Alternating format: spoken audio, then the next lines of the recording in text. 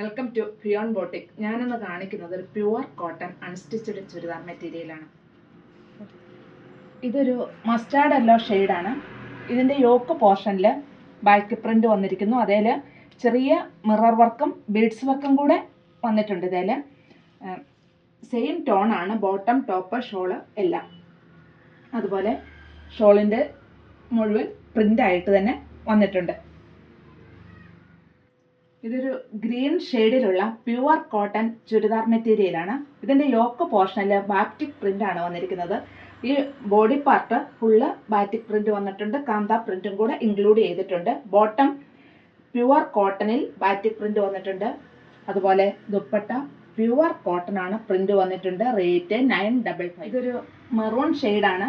ഇതിൻ്റെ yoke portion beads വർക്കും mirror വർക്കും കൂടെ ഈ പ്രിൻറ്റിൻ്റെ ഇതിൽ ഇൻക്ലൂഡ് ചെയ്തിട്ടുണ്ട്. അതുപോലെ കാന്ത വർക്കും പ്രിൻറ്റും കൂടെ ഇതിലുണ്ട്. ബോട്ടവും ഷോളും ടോപ്പും എല്ലാം സെയിം ടോൺ തന്നെയാണ്. ദുപ്പട്ട നല്ല പ്രിൻ്റഡ് ആണ്. ഇതിൻ്റെ നെക്സ്റ്റ് ഷെയ്ഡ്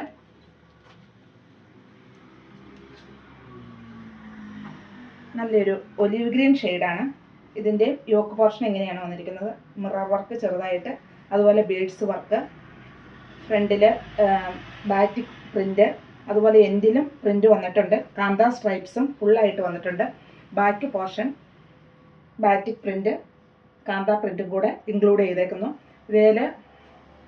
ഇതിൻ്റെ ദുപ്പട്ട നല്ല ലെങ്ത് ഒക്കെയുള്ള ദുപ്പട്ടയാണ്. സോഫ്റ്റ് ആയിട്ടുള്ള പ്യുവർ കോട്ടൺ ആണ്. ഇതിൻ്റെ ബോട്ടം പീസ്